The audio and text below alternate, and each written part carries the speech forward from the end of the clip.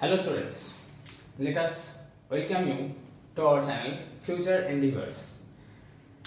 So as you know, this is a channel dedicated to science, and today we will be starting with the syllabus of class 10 physics. Now as you know, in syllabus of class 10,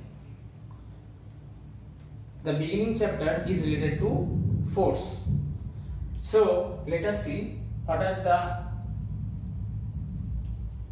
main topics related to force and what are its effects, and also as it is in syllabus we will discuss about turning effect of force, that is moment of force, or we can also regard it as torque, the various small numerical problems related to torque, and we will also briefly discuss about equilibrium and principle of moments. So let us begin with the topic force and its moments. Okay, so name of the chapter that we are today going to start is force and its turning effects.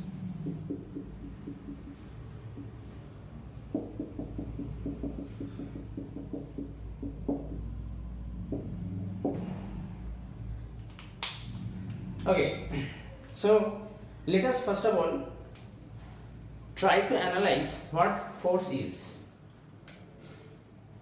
Mainly see, at various times we have given examples that when you want to move an object kept at a certain point or certain position, what you need to do is to apply force, and what that force is, it is nothing but a push or a pull.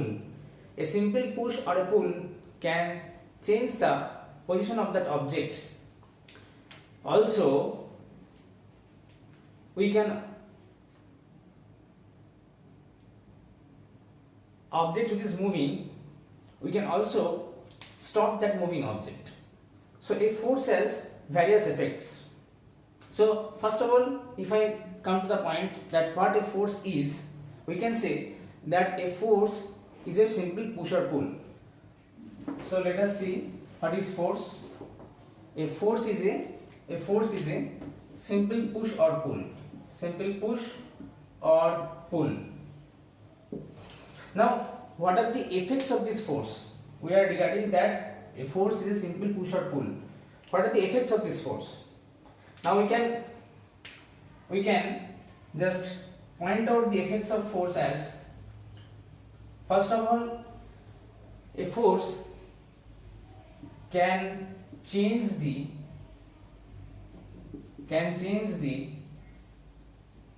state of rest or motion of an object. So let us just discuss about this. First point, as you know that a object kept on the ground or kept at anywhere, if a force is applied, a push or pull is applied on it, then it suddenly starts moving. Again, if a body is moving, say like a football which is rolling over the ground, when a goalkeeper comes in front of it and stops it with his hand, what the goalkeeper is doing is applying a force with the hands. So that is, it is changing the state of motion of that object. The football was already in motion, it was brought to rest. Thus we can say that a force can either make an object move which is stationary or at rest, or in other words you can also say that a force can bring an object to rest which is in motion. So this is the first effect of the force. If we see the second effect is it can change the direction of motion.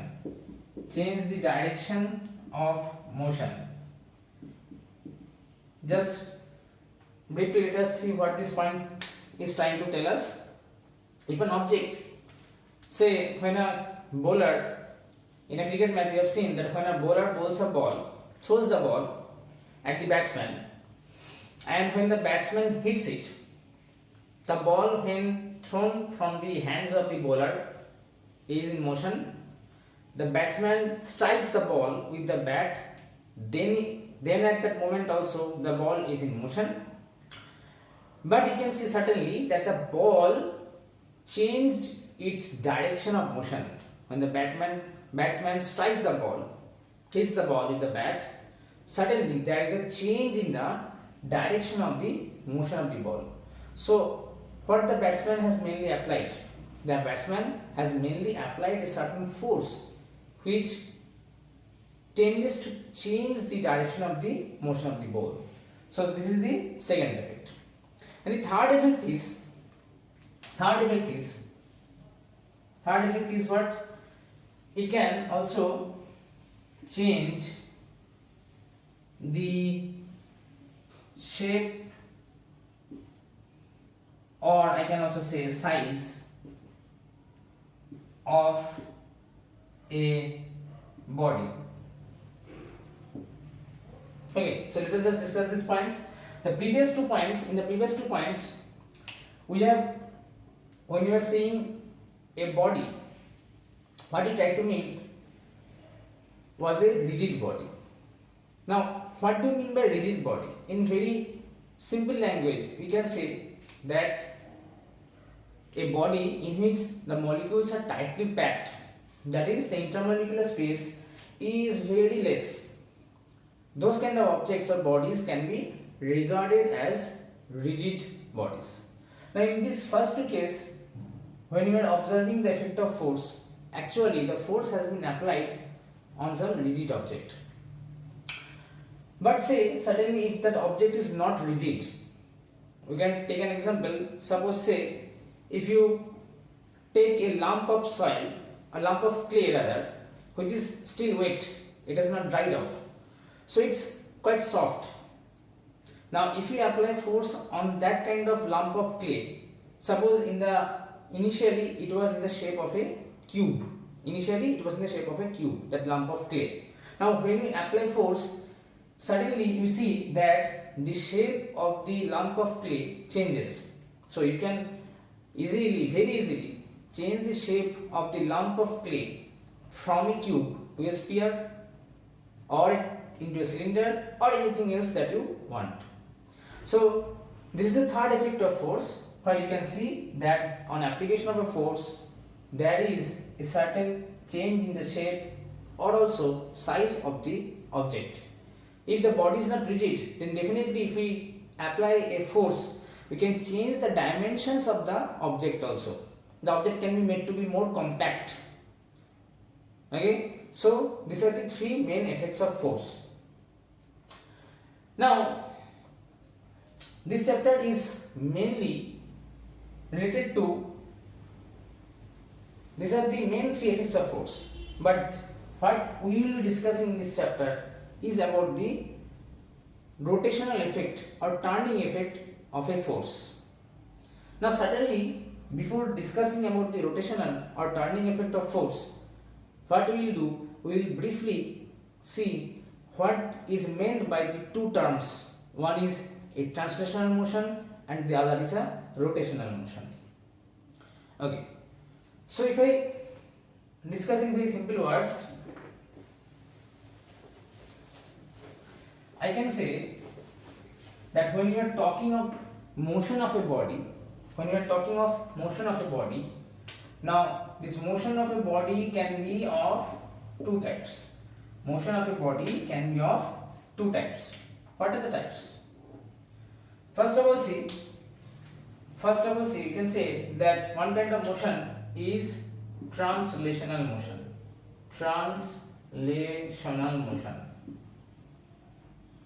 Okay, translational motion. And the other kind of motion is rotational motion.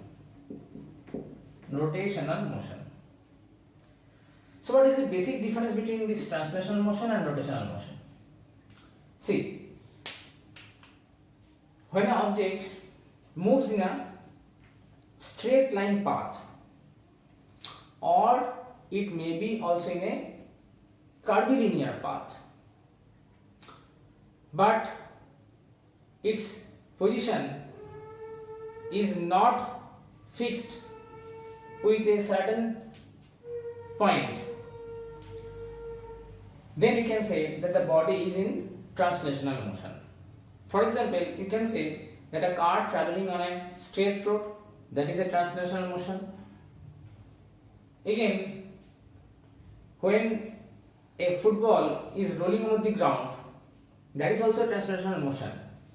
It may not be that the football is moving in a straight line path, it may not be the case.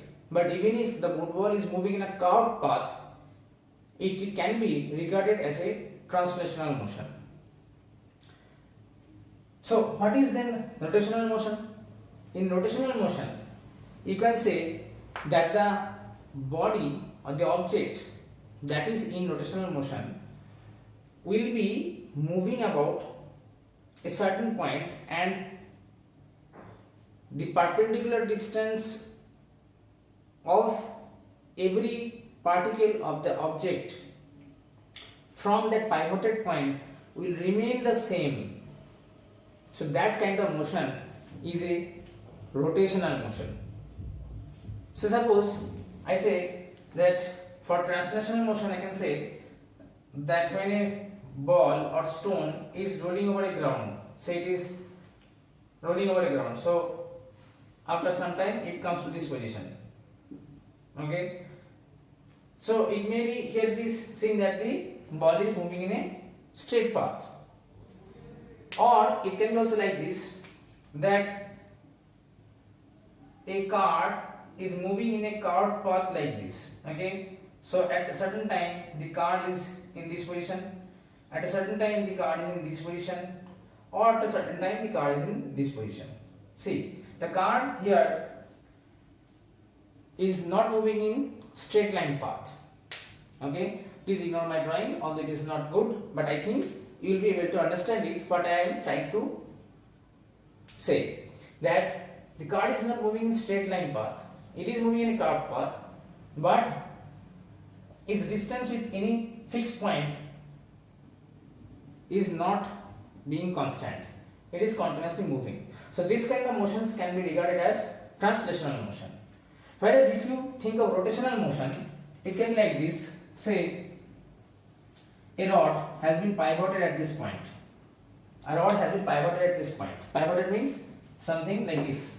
An axis is passing through this rod in this way, in this manner, into the board, into the plane of the board. And then it is moving like this. After some time it comes to this point. Okay, after some time it comes to this point.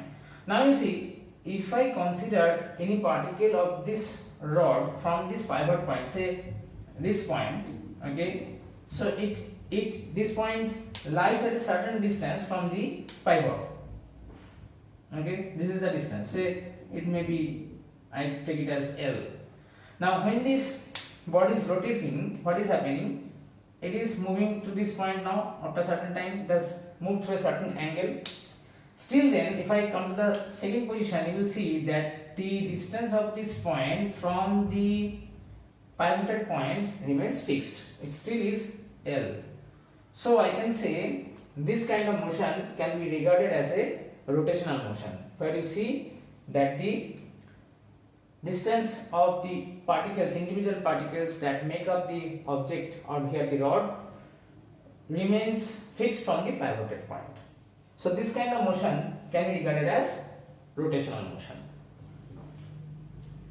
Okay, fine. So these are the two kinds of motion. Why I have discussed about these two kinds of motion, as because when we will be dealing with the rotational effect of motion, it is very necessary for you to understand the basic difference between translational motion and rotational motion. Okay, now let us slowly move on to the turning effect of force. Hopefully, I think you have been able to understand what I am saying till now. If you have any doubt or any query, certainly you can ask in the comment box. I will be happy to answer your queries. Okay, so let us move on. Now let us move on to the turning effect of force, the very central topic of this chapter that we actually need to know. So next our heading is turning effect of force. Turning effect of force. Turning effect of force. Turning effect of force. Now see, first of all, we have to understand when will a body turn and when will a body move out in a straight line path. Now, for this, you have to understand, say a object is kept on ground, it has not been attached to any fixed point. When you apply a force on this kind of object, obviously it will be, what it will be happening? It will be starting to move. Say if I come to the figure, this is a flat ground, an object has been kept over here, say it's a box. Now certain person applies a force in this direction, force has been applied, and as you can see that this box is not being pivoted or not being fixed to any point. So here what happens, slowly the box starts moving forward, and as you can now understand, this is a kind of translational motion. So when you are applying force on a rigid body which is free to move, it is not attached to any fixed point, you are applying force, it starts moving in a translational motion. Fine. But what happens if we apply force on a rigid object which is not free to move but it has been pivoted at a certain point? Let us see another example. I will take that very example of rod. Say, so this is a rod which has been pivoted at a certain point, say at the end point it has been pivoted. The cross here indicates that the axis of the pivot is passing into the plane of the board like this. Okay, I think you are being able to understand what I am trying to mean. Now if I apply a force on this rod at this position, we are applying a force on the rod at this position. Now will this rod just break away from this pivot point and move in a straight line path? Certainly I don't think so. And I think you will all agree with me that when such kind of arrangement is there and a force is being applied, definitely the object will not move in straight line path, or I will be rather saying that the object does not take the translational motion. Rather what happens here, but what happens in this kind of arrangement, when you see that the body has been pivoted at a certain point and then we are applying a force on this body. In this case, we will see obviously the body will not move out in a straight line. I think you will all agree with me. When you are applying a force on such kind of arrangement, definitely the body will rotate. After some time, it will be in this kind of position, and likewise it will keep on moving like this. Okay, so this effect of force, where you can see that a body starts moving on application of force but not in a translational fashion, rather than in a rotational fashion, is called the turning effect of force, or you can also regard this turning effect of force as moment of force. So it can be regarded as turning effect of force. This is also known as the moment of force, or in certain way you also regard this as the torque. This is also regarded as the torque. it is generally denoted by the symbol tau. It is denoted by something like this, a symbol like this. It is regarded as tau. Okay. So this is the symbol of torque. Now we all know about the mathematical formula of force, which you have been able to derive from the Newton's second law of motion. If we just briefly see in what way we can get the mathematical formula for force, and then we will come to the mathematical formula for torque. So just a brief recapitulation from class 9th, you have seen that the mathematical formula of the force comes from the Newton's second law of motion, and from Newton's second law of motion, so we can write from Newton's second law, we can write that force is equal to rate of change of momentum, where delta p indicates the change in momentum and delta t indicates the change of time. So this is the change in momentum, rather I should say linear momentum, and this delta t indicates change in time. So this is the mathematical formula of force from Newton's second law, and from this, for a very special case, we have obtained the formula of force as force equals to mass into acceleration. Just if I go briefly to the formula, we will see that we can write from this formula that F is equal to delta, if we write it in bracket, m into v, where v is regarded as the velocity of the body and m as the mass of the body. So you can see that the momentum can be changing due to both change in mass as well as change in velocity.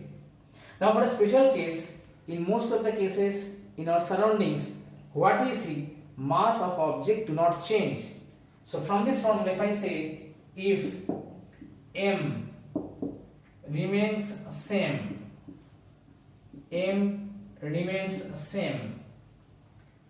then definitely we will get the formula as F is equals to, m is taken out of this delta sign, delta v by delta t. I think you all know this. Delta v by delta t means acceleration. Change in velocity by change in time means acceleration. So we get the formula as mass into acceleration. So this was the case with force, and as you all know, the SI unit of force is Newton, denoted by the letter N. So this was the expression for force. Now if we see what is the expression for torque or moment of force, as in the book it is major of the cases written as moment of force. What is the expression for moment of force? Now just go back to the previous diagram where we have drawn a rod. Fine. It has been pivoted at a certain point at the end. So this is the pivoted point, and we are applying a force at this point. The value of force is say F.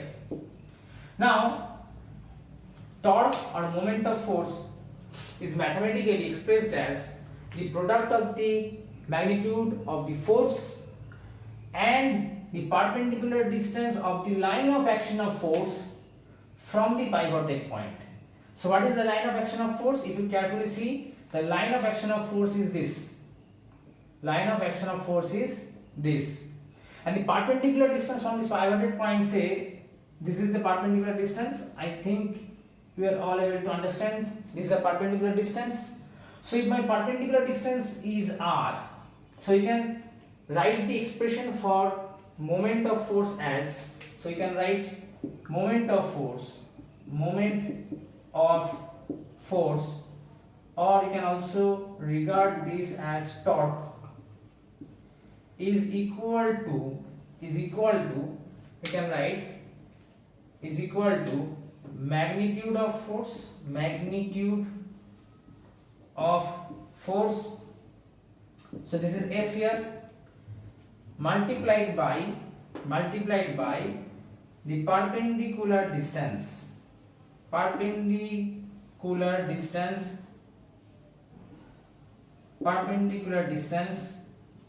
denoted by here r. Perpendicular distance from which point to which point? From the line of action of force to the pivoted point. So this can be taken as, simply you can write moment of force or torque tau. We have said that this torque is denoted by the letter tau is equals to F into r. So this is the basic formula of moment of force or torque, and the unit, as you can see, unit of moment of force or torque is Newton meter. So now I think it is clear to you all that moment of force can be taken as the product of the force applied, magnitude of the force applied, and the perpendicular distance of the line of action of force from the pivoted point. So today we will be just briefly ending this lecture. Just to recapitulate, we will see, so the torque or the moment of force depends on two things. One is the magnitude of the force and another one is the perpendicular distance. More is the force you are applying, more is the torque, and more is the perpendicular distance, more is the torque. So if I say, if I apply the force instead of here, if I apply the force here, say the red pen I am showing the application of force, point of application of force, then obviously the R reduces, the overall turning effect or moment of force reduces. And if the torque is applied, force is applied at this point, then the turning effect of the torque is more. So with this we come to the end of this lecture. In the next class we will be discussing about some examples, and we will be understanding the moment of force in a rather practically way. So till then, goodbye, take care.